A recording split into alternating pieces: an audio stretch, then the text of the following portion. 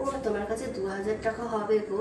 Actually আমি বন্ধুদের সাথে বেড়াচ্ছি, কিছু কসমেটিক্স কিনবো আর ওই খাতাপত্র নেবো, খাতা শেষ হয়ে গেছে তোর জন্য।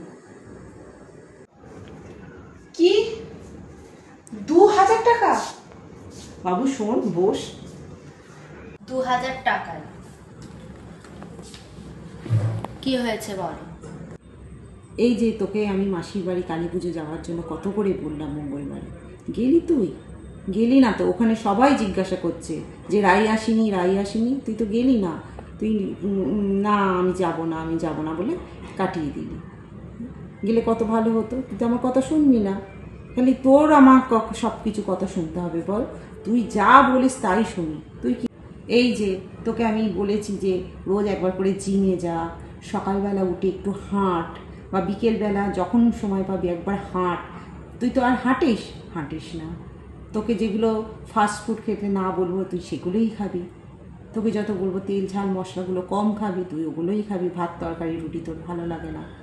তুই আমার কোনো কথা শুনিস? মা, এই বেরানোর সময় তোমাকে এসব বলতে হবে? যখন আমি ঘরে থাকি তখন তো তোমার পাত্তাই পাওয়া যায় না, আর এসব কথা তো দূরের কথা। আমি ঘুরে আসি, তারপর তোমার যা কথা বলার, যা অভিযোগ করার সব আমাকে করো। এখন আমায় যেতে দাও, দেরি হয়ে যাচ্ছে। বলছি তো এত টাকা আমার কাছে নেই। তুই দেখ আমার পার্সে, দেখ। আমার পার্স লাগবে না মা, আমি জানি তোমার পার্সে কত আছে।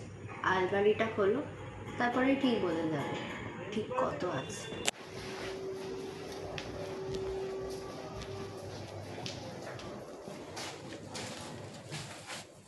ওই খোলো আলমারি। চপ, কি হয়েছে? তুই বাইরে যা, তারপরে আমি খুলছি আলমারি। না আর তোকে আমি দেখাবো না।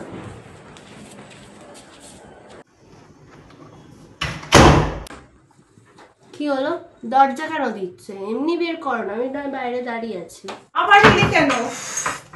তোকে তো বারণ করলাম। চ চ চ, দরজা একদম খুলবি না।